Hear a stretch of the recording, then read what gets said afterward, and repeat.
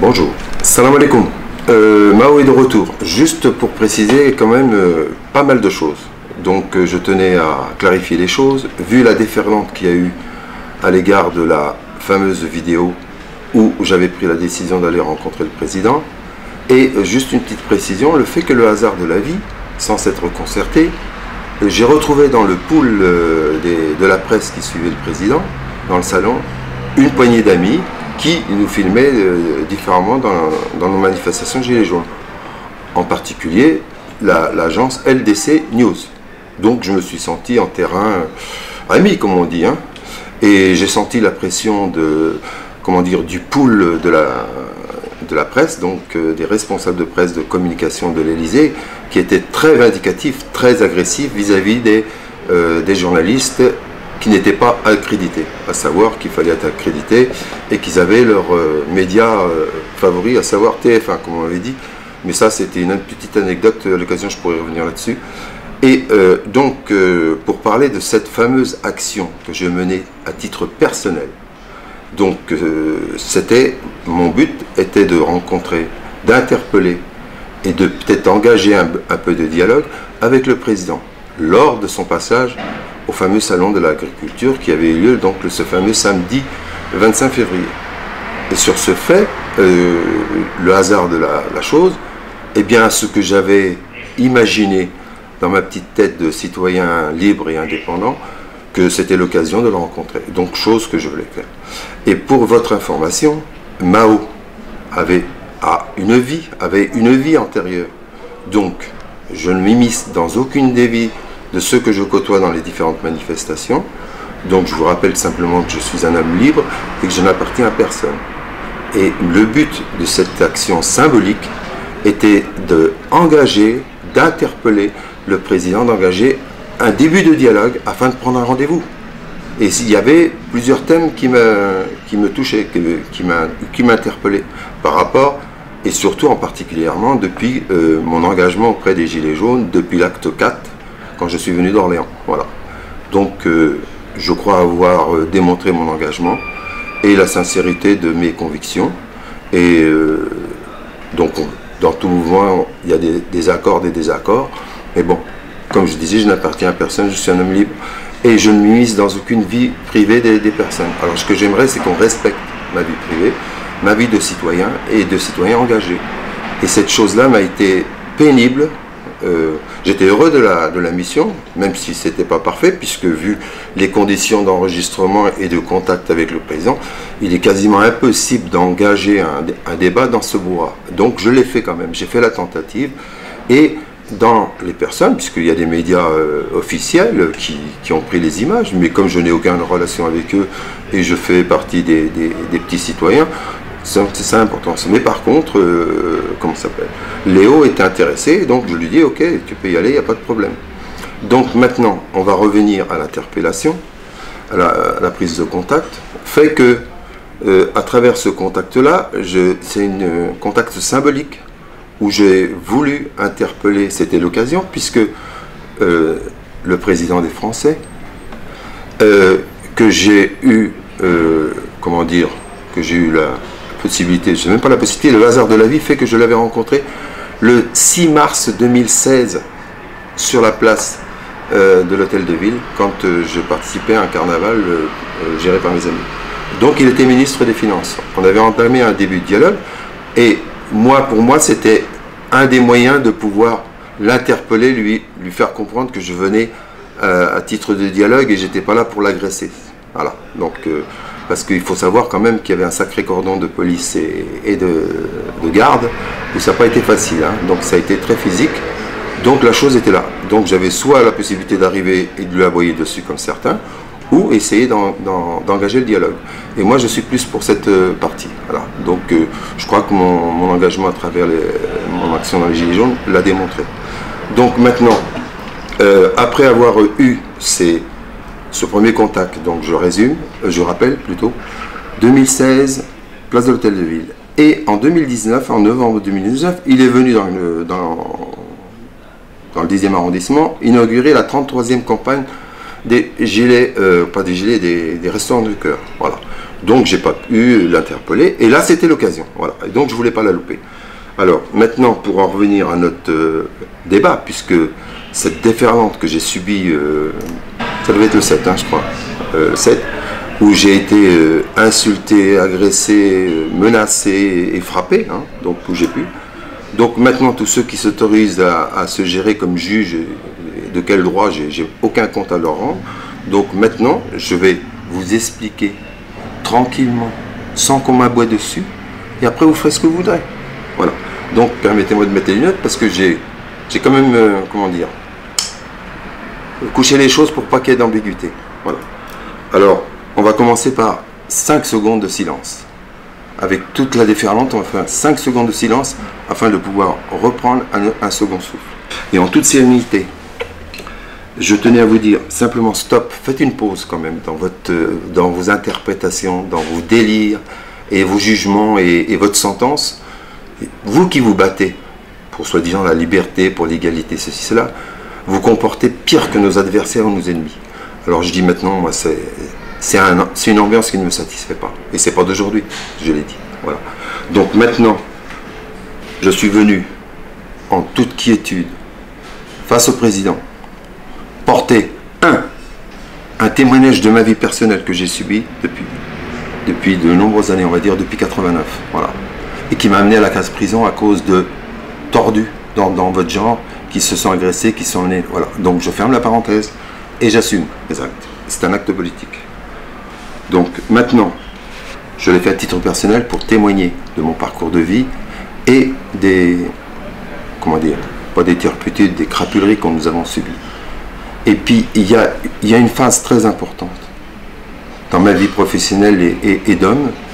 On nous a spoliés et j'ai fait un serment à ma pauvre maman, maman Kamsa dit Malika, qui nous a quittés en octobre 2002. Et je lui ai fait un serment sur son lit de mort que j'irai jusqu'au bout de ma chaîne de vie pour témoigner de ça. Et ce petit bout de femme a quitté sa terre en décembre 52, j'avais l'âge de 4 ans et demi, pour que je puisse venir à l'école de la République, puisque là-bas ça m'était interdit, dans mon village. Donc voilà. Donc j'ai pas de leçon, moi j'ai mon parcours. Vivez votre parcours. Ça va être un peu long, mais tant pis, parce que maintenant il va falloir préciser les choses. Parce que c'est arrivé à plusieurs étapes, alors je dis maintenant, vous n'aurez aucune excuse. Voilà. Je suis là devant vous. Et si vous avez des questions, vous les posez directement, mais pas de menaces. Donc, le but premier de rencontrer le président, puisque c'est le président de tous les Français, qu'on soit d'accord ou pas d'accord avec lui, je suis désolé, c'est le référent. Voilà. Donc, moi, je peux faire l'abstraction des choses. Ça peut être un adversaire, ça peut être un ennemi politique. En dehors de certaines courants de pensée, je ne communiquerai jamais avec eux. Donc je suis en droit quand même et la liberté d'aller en direction. Voilà, c'est un peu long, mais tant pis, qu'est-ce que vous voulez que je vous dise? Donc, quand je l'ai interpellé, j'avais 5 points de référence pour l'interpeller. Mais on va commencer par le premier. Le premier point, on est dans le milieu de la bouffe, on est dans le milieu de l'élevage, de la nature et de l'environnement. Eh bien, moi, la première demande que je voulais lui demander, c'était, Monsieur le Président, est-ce qu'il ne serait pas temps d'aborder le problème sérieux de ce qui est de la santé et de la malbouffe et de l'attaque à l'environnement. Donc, symboliquement, je voulais lui demander simplement, à titre de comparaison, de créer une agence du produit qui maîtrise la qualité de la bouffe et les déchets que ça engendre. Voilà. Et qu'on contrôle, avant de la mise sur le marché, si ça correspond à ces critères-là, on peut y aller. Et à l'identique, comme l'agence du médicament. Voilà, autorisation de mise sur le marché. Voilà. Ça, c'est le premier thème. Le deuxième thème, c'était de demander au président, en tant que responsable de notre nation, c'est de recevoir une délégation d'hommes et de femmes, on va dire, la classe d'en bas, les gueux, comme je les surnommais. Si vous l'entendez, je m'assimile et je fais partie des gueux.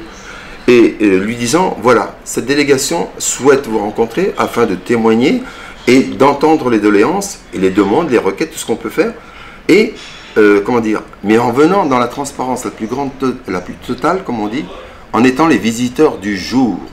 Contrairement, et d'ailleurs, quand je le précise, contrairement à ceux qui viennent être les visiteurs du soir, pour venir défendre leurs petits privilèges et leurs petits avantages, que le simple citoyen n'a pas accès. Alors si il se dit démocrate. Monsieur le Président, si vous êtes démocrate et, comment dire, ouvert à toute la société sans faire de la catégorie ou du clanisme, eh bien, il est grand temps de recevoir une délégation d'hommes et de femmes qui, eux, sont en confrontation sur la vie sociale, économique, avec toute la misère que ça peut occasionner. Et donc, on peut être très constructif sans être dans la bataille, dans le combat. Donc, ça, c'était le deuxième point. C'était des visiteurs du soir et en toute transparence, et que cette réunion puisse avoir dans la toute quiétude et avec des gens non sélectionnés, non préparés, hein, des gens, comme vous êtes dans la rue, vous êtes, comme vous disiez, à porte de baffe, mais ce n'est pas la question, c'est des gens spontanément qui viennent témoigner. Et bien que cette séquence de dialogue et d'échange soit filmée en toute quiétude et qu'on puisse la communiquer à l'ensemble des Français. Voilà, ça c'est l'intérêt.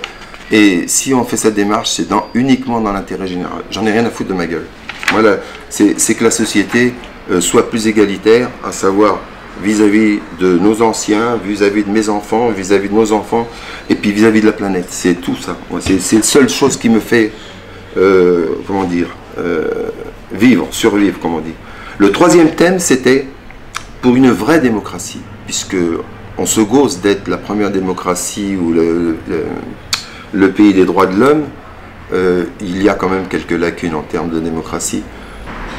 Quand on est en consultation avec le système électoral tel qu'il est là, il est impossible d'avoir l'intégralité des pensées des gens et de la sincérité, puisque le système est fait pour voter contre ou comme ça.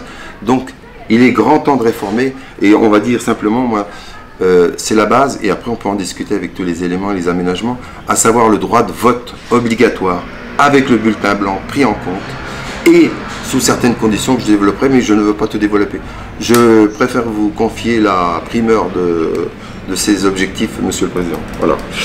Après, la quatrième chose, le quatrième thème, c'était pour réformer d'une façon radicale et fondamentale, le sujet essentiel, c'est de définir clairement le statut et le pouvoir des futurs députés ou représentants du peuple.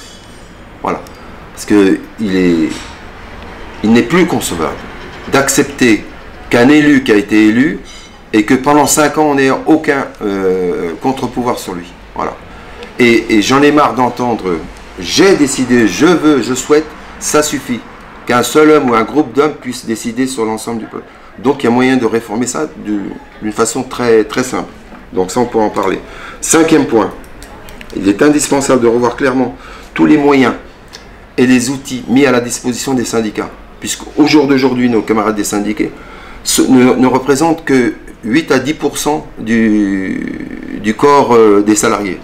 Donc il serait peut-être temps que mes camarades, mes amis syndiqués, puissent demander ou aménager des réformes afin de, comment dire, de rendre leurs syndicats ouverts avec de nouvelles stratégies et des moyens. Et à savoir que ce serait le moyen de couper le cordon ombilical avec le gouvernement. Que les syndicats soient totalement indépendants. Et pour ce faire, eh bien, mettons, comment dire, l'obligation d'être syndiqué pour pouvoir travailler en tant que salarié. Comme en Amérique et comme ça se passe dans beaucoup de pays. Une petite cotisation de 5 ou 10 euros. Voilà. Et ça serait une façon de gérer la chose. Donc on va aborder le 6e point. C'est la politique. Parlons de l'immigration.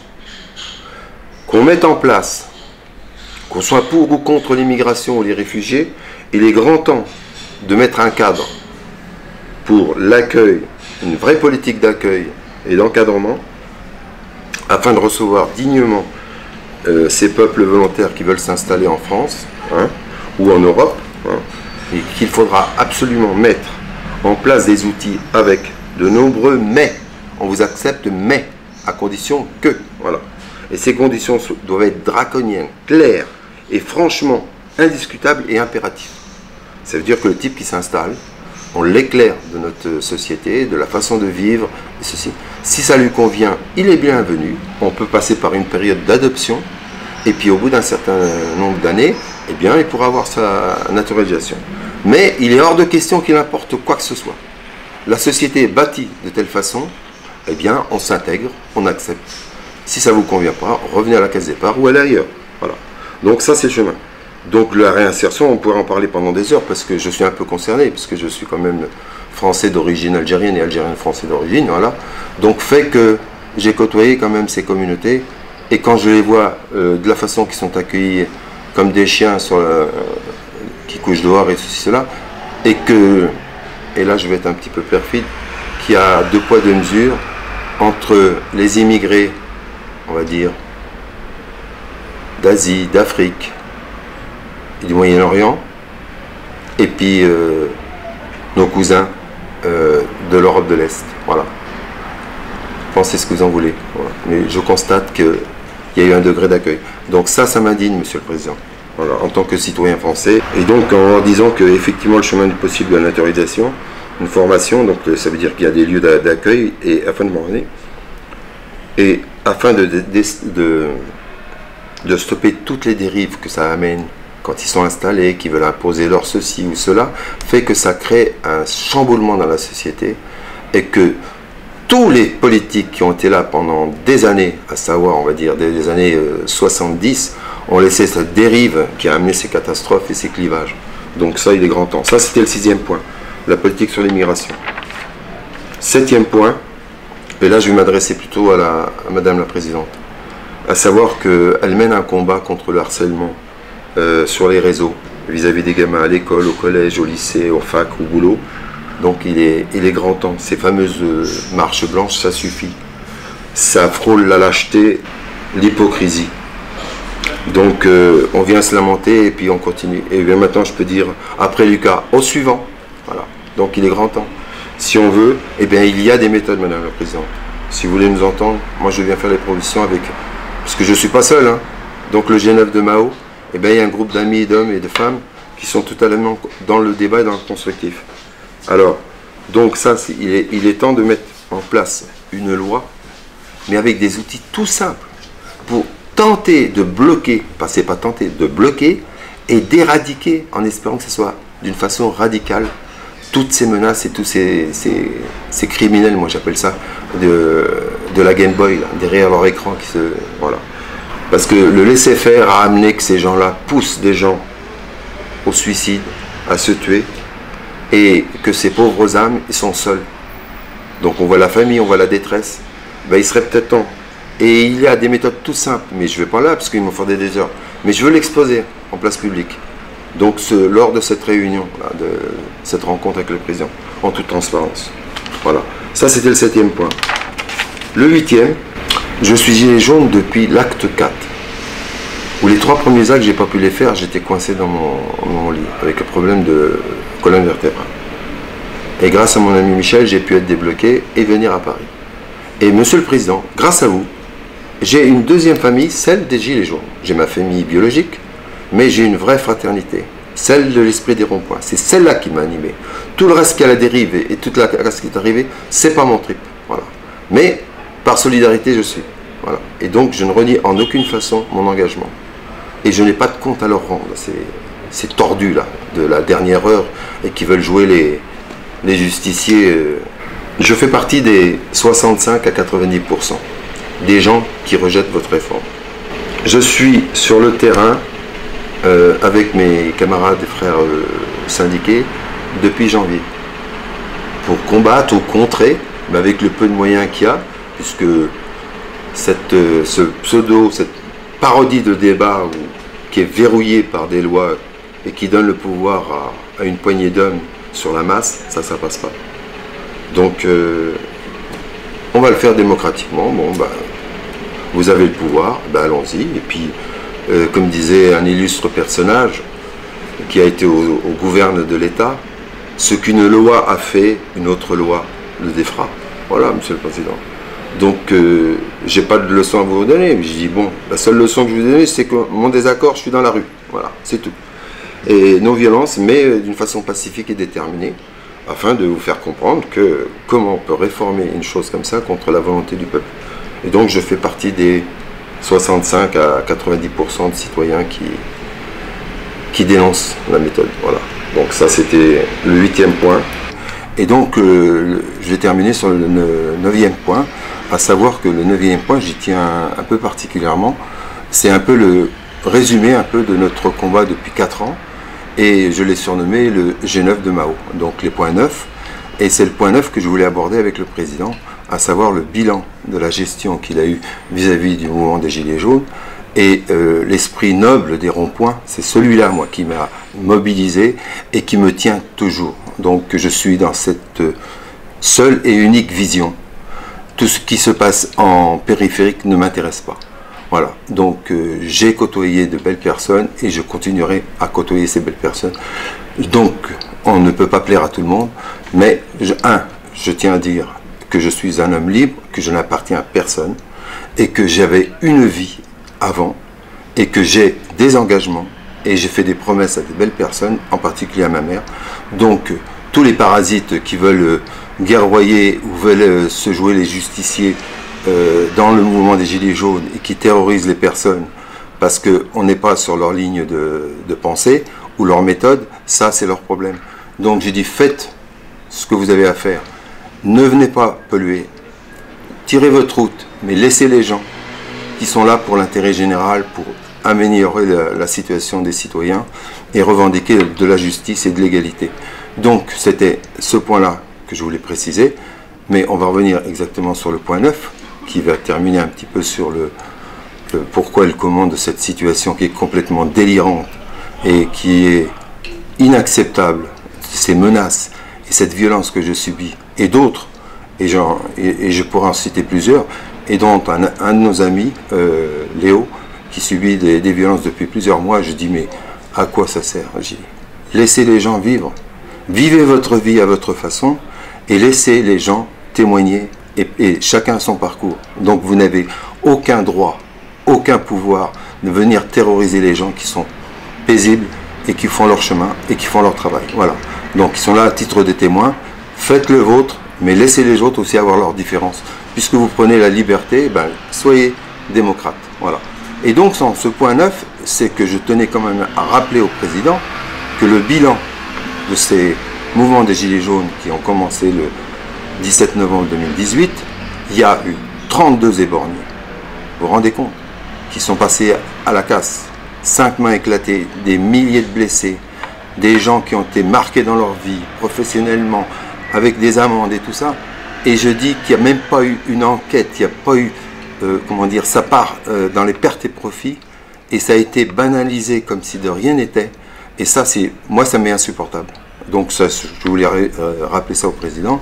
Et dans le document que je commençais à lui présenter, dans le catalogue, hein, c'était un moyen d'engager le dialogue avec lui, sans venir comme une brute et puis vouloir guerroyer. Bien sûr que j'aurais pu très bien l'interpeller sur la retraite et un tas de sujets, et puis bon, on serait fait plaisir, mais malheureusement, il faut constater qu'il est président, hein, de tous les Français, et même si on n'a pas voté pour lui, il est là. Donc, eh bien, il a le pouvoir, eh bien, de venir vers lui et de lui faire entendre une différence, c'était mon but. Et je voulais témoigner aussi, parce que je n'ai pas oublié nos camarades, les blessés, tout ça. Et donc je suis là, et je maintiendrai le cap, et je lui rappellerai quand même que derrière ça, ces commissions d'enquête, comment dire, aucune indemnisation, aucune prise en charge, on a laissé les gens en détresse et tout, c'est la honte de la France. Quand on se dit le pays des droits de l'homme, on ne peut pas accepter des choses comme ça. Donc, Monsieur le Président, en toute simplicité et humilité, eh bien, je vous demande de reconsidérer et de prendre en compte toute cette souffrance. Et si vous faites bien le bilan de votre parcours de présidentiel, il y a quand même des injustices. Voilà. Donc, c'était simplement ça. Alors maintenant, on va finir là. Je rappelle que je suis un homme libre, que j'avais une autre vie avant, et qu'on me foute la paix. Donc, je n'ai en aucune façon, trouvez-moi un seul instant si j'ai été critiqué ou menacé telle ou telle personne qui n'était pas d'accord avec moi. Donc chacun a le droit de penser comme il veut, mais cette violence, elle m'est insupportable. Donc si vous êtes les défenseurs de la justice et de, comment dire, des égalités, ou je ne sais plus quoi, les différences, eh bien vous comportez comme ceux que vous voulez combattre. Alors donc ça ne va pas ça. Donc revoyez. Alors donc je suis libre et je ferai ce que j'ai à faire en mon âme et conscience. Voilà. Sur ce, je vous souhaite bonne route et arrêtez cette violence. et, comment dire, laisser les gens vivre leur révolution, leur évolution, leur manifestation, leur revendication à leur façon. Voilà, c'est tout ce que je vais vous dire. Et je dis à bientôt mes amis. Voilà. Et ceux qui ne veulent pas me côtoyer, s'ils ont des a priori ou des préjugés, ou ils se sont fait un jugement complètement arbitraire et complètement abruti, comme on dit, sans aucune... De quel droit? Est-ce que moi je me suis immiscé dans leur vie ou quoi que ce soit? Donc laissez-moi cette liberté. Voilà. Est-ce que vous savez ce que ça veut dire la liberté? Ben, c'est celle-là. Donc libre de penser et de faire ce qu'on a à faire en son âme et conscience. Et moi c'est pour l'intérêt général. Voilà, c'est tout ce que je vous ai dire. Et sur ce, eh ben, que le mouvement continue et on ira vers la grande joie de la liberté et d'obtenir des acquis et du progrès social et de la justice pour l'intérêt général. Voilà, c'est tout ce que j'ai à faire. Et ma chaîne de vie est à 75 ans, je ne vais pas quand même baisser les bras. Donc ça fait 63 ans que je me tape le bitume, donc j'ai pas de leçon à recevoir avec les pisseux, comme on dit chez nous, pour dire simplement. Voilà. Donc, changez de trottoir, laissez-nous tranquilles. Voilà. Merci à vous. Et puis, si ça continue, j'espère qu'on n'en ira pas à se retrouver au tribunal. Voilà. Allez donner du travail aux avocats. Et c'est pas mon genre. Donc si vous voulez dialoguer, si vous avez une question particulière, je suis ouvert. Mais arrêtez de menacer et de venir frapper. Voilà. Et d'aboyer comme des abrutis, ou de vouloir me retirer telle ou telle étiquette, ou mon gilet jaune, ou ma fleur jaune. Voilà. Donc je n'ai trahi personne. Je suis droit dans mes bottes, comme on dit. Mais c'est pas le terme, mais bon, ça vous parle. Voilà. Et je suis en accord avec ma conscience. Sur ce, les amis, les résistants, les belles âmes, ceux qui sont là depuis des années que je connais, eh ben, je vous dis à bientôt. Bien, juste avant de nous quitter, là, je voudrais simplement apporter une précision quand même qui est très importante à mes yeux. Je dis dans mon combat contre l'injustice, contre le racisme et tout ça, il y a un paradoxe mais qui me frappe, qui me révolte à un tel point que je n'arrive pas à comprendre que vous, les camarades, ou les amis, soi-disant, les sympathisants, les actifs, les activistes, en tant qu'antifa, vous qui combattez le racisme, l'extrême droite et ceci, cela, vous attaquez à de simples citoyens. Hein, et en particulier moi, comme vous m'avez vomi, vous m'avez insulté, menacé, frappé, et moi qui suis un Français, comment dire, par adoption, et deuxièmement, je suis Algérien, le bougnoul que vous devez défendre, et vous arrivez à nous attaquer, à nous massacrer comme ça. Et puis, je ne suis pas le seul malheureusement, parce que j'ai pu constater sur les 4 ans qu'il y a eu pas mal de dérives et que saloperies que vous avez pu commettre. Vous êtes indigne de porter ce titre d'antifa. Donc vous êtes des tortionnaires, vous comportez comme les pires des tortionnaires ou des fachos. Et puis en plus de ça, il y a un ami, parce que j'ai pu connaître humainement dans le combat des Gilets jaunes, notre ami Léopold Jimmy, vous n'arrêtez pas de massacrer, mais il dit, est-ce que vous voyez sa gueule, comme la mienne? C'est un asiatique, c'est un bougnoul, c'est un immigré. Mais qu'est-ce que vous faites dans votre combat? Qu'est-ce que c'est? De quel droit vous immiscez? De quel droit vous allez comporter? La justice, elle est là. S'il a commis une erreur ou quoi que ce soit, il n'a pas de compte à vous rendre. C'est comme moi, quand je me suis retrouvé en tôle, j'ai pas été vous voir. Est-ce que je me suis plaint? J'ai assumé mes actes. C'est un acte politique. Lui, son engagement, il donne la parole. Il donne la parole à tout le monde. Ça suffit. Donc maintenant, vous nous lâchez. Et puis, ben, taillez votre route comme vous l'entendez. Donc laissez-nous libres. Hein, et donc, menez votre combat à votre façon, mais ne vous attaquez pas aux personnes. Voilà, c'est tout ce que je vais vous dire. Si vous êtes des hommes, eh bien, respectez au moins ces valeurs. Sur ce, eh bien, bonne route. Hein, mais ne venez pas la croiser à la nôtre. Laissez-nous vivre notre vie. Voilà. Donc, menez votre grande stratégie. Nous, on est des abrutis, on est des cons, et on est des bougnoules. Eh ben, des graineries, comme on dit, eh ben, on a aussi le droit de vivre et de penser différemment. Voilà. Donc, sur ce, bah, écoutez... On ne va pas rentrer dans la polémique. Maintenant, vous avez entendu. Donc, vous n'avez aucune excuse. N'intégrez pas comme ça les gens comme ça et les tabasser comme vous faites, puisque vous êtes fort en meute. Mais venez dans le dialogue, venez dans le débat. Voilà. On est... Voilà. Mais si nous, on commence à parler, vous frappez. C'est pas une vie, ça. Ça, c'est les fachos, c'est les tortionnaires. Donc, moi, j'arrive pas à comprendre votre combat. Alors, soit je suis pas à ma place, soit vous n'êtes pas à votre place. Voilà. Malgré ma petite absence qui a eu des raisons...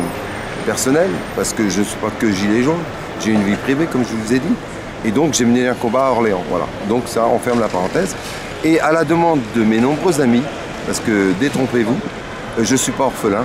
J'ai des amis, et vraiment dans la famille des Gilets jaunes, qui m'ont demandé de faire un petit peu d'explication parce qu'ils ont été outrés, choqués et vraiment chagrinés de l'agression, des insultes et des menaces que j'ai subies lors de la manifestation du 7 mars, là, suite à mon interpellation, ma rencontre avec le président, où je voulais l'interpeller à différents sujets qui concernaient notre vie privée de citoyens, sur l'égalité, sur un tas de choses.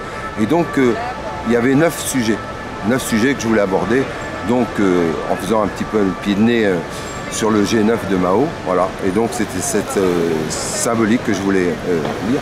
Et donc, je vais vous demander simplement, humblement, de vous faire votre opinion et d'arrêter d'aboyer. Donc, je voudrais faire une petite explication de texte pour les nuls, ceux qui sont un petit peu ravagés du bocal, qui partent à hurler comme ça sans savoir. Ils n'ont même pas eu la correction ou la décence d'interpeller, me dire qu'est-ce qui se passe, Mao, ceci, cela. J'aurais pu donner des explications sans aucun problème. Et donc, je suis transparent. Donc, eh bien, cette vidéo qui a été à l'origine ça, vous allez la revoir, il n'y a pas de souci. Donc, ça va être un petit peu l'intro. Et je vous demande d'aller revoir la vidéo avec les explications et tous les développements que nous avons fait en 9 points. Et puis, le débat est ouvert. Et ceux qui veulent être dans la progression positive et l'union et dans l'intérêt général sont les bienvenus. Voilà. Donc je voulais vous dire, mes amis et mes adversaires ou mes ennemis, je ne peux pas plaire à tout le monde, pareil vous. Eh bien, si je ne vous conviens pas, changez de trottoir. Mais ne venez pas agresser comme vous avez pour certains. Hein. Et puis, je voudrais simplement dire en toute amitié à mon ami Moon et à mon ami Jérôme, d'aller regarder tranquillement, paisiblement la vidéo avec les explications, et puis le débat est ouvert. Voilà. Donc je vous dis à bientôt, en toute amitié. Et si je ne vous conviens pas, foutez-moi la paix. Arrêtez vos menaces. Et puis je sais que très bien, les menaces ne vont pas qu'à mon encontre. Il y a eu des dizaines, pour ne pas dire des centaines de personnes à travers le territoire qui se sont fait humilier, massacrer, menacer et violenter. Donc ce fameux 7 mars a été un petit peu la goutte d'eau qui a fait déborder. Et pour répondre à l'interrogation et l'indignation de mes amis, eh ben, je fais ce petit mise en point. Donc vous allez voir ça, notre ami Léo va faire le montage comme convenu, avec la chronologie des choses. Voilà. Et ce que j'ai pas pu développer en présence du président, vu la foule et le temps qui m'était imparti, eh ben, c'était simplement pour marquer le temps. Et il n'y a pas de ralliement, il y a un élu, c'est notre président, et ben je voulais entreprendre le dialogue. Voilà. Donc ça plaise ou ça ne déplaise pas. Moi je suis dans ma logique de citoyen et qui veut porter le message d'indignation et d'injustice et pour essayer d'ouvrir le débat. C'est tout. Après chacun prendra ses responsabilités. Mais arrêtez de faire des procès d'intention et de menacer les gens parce qu'on n'est pas dans votre courant de pensée ou de façon de voir. Voilà. Donc je vous dis à bientôt. Et puis vous voyez, casquette jaune, gilet jaune, je lâche pas. Donc elle est là. Et elle vous salue fraternellement. Et elle est là depuis l'acte 4. Donc voilà, avec des hauts et des bas. Mais on lâche rien.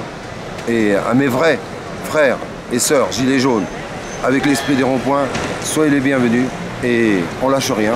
Et puis j'espère que le petit bout de chemin que je vous demande de participer et d'accompagner, toutes ces belles âmes qui sont dans l'esprit constructif et qui veulent faire aboutir et changer un peu cette société d'injustice, eh ben, seront les bienvenus. Les autres, menez votre stratégie.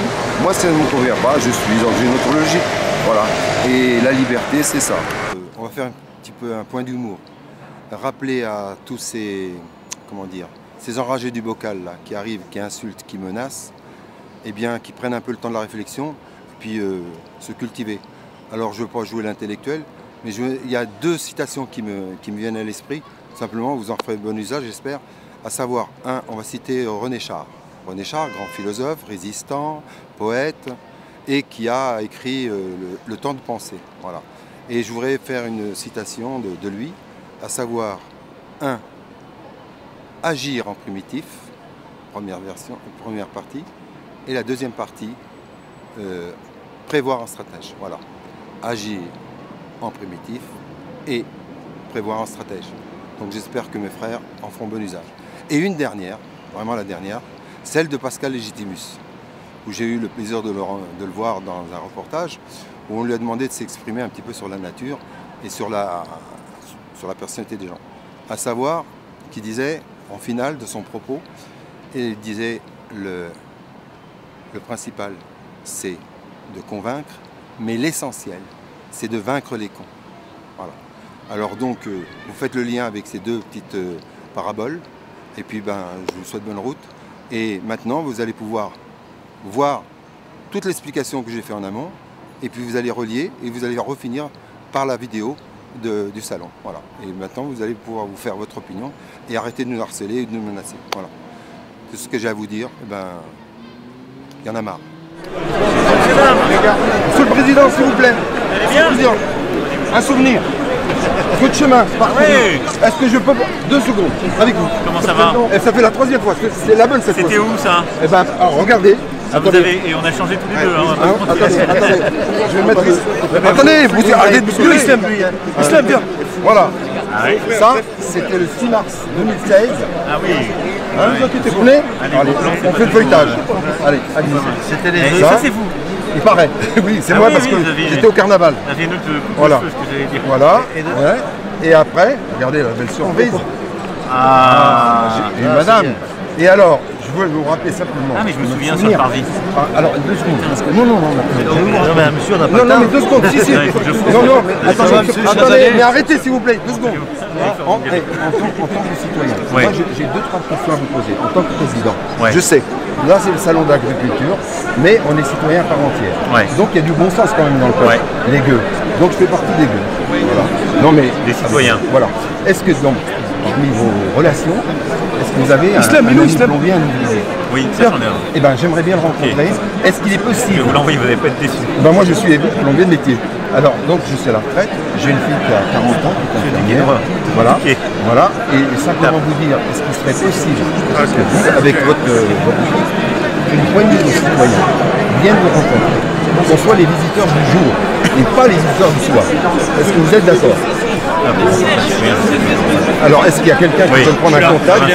Et par ailleurs, vous savez, votre femme qui est là pour le harcèlement, il y a quand même des 2-3 petites propositions que j'aimerais vous faire en toute intimité. Donc, je vous remercie infiniment. Donc, vous êtes là? Voilà. Merci. Salut. J'ai pas fait de selfie. Attendez. Monsieur le Président. Attendez, une photo avec ce président. Un selfie. Bah oui. Attendez. Allez, laissez-le prendre un selfie. Bon, je fais le selfie. Laissez-le prendre un selfie. Un selfie de souvenir. Attendez, non, regardez, viens. Tu vois, moi, bougez pas, je contrôle. Voilà, allez-y, encore un. Viens, tu vas bouger. Attends, s'il te plaît. Viens, juste il fait une photo de petit. Viens, attrape-moi. Attrape-moi. Donne-moi la main. Voilà, merci.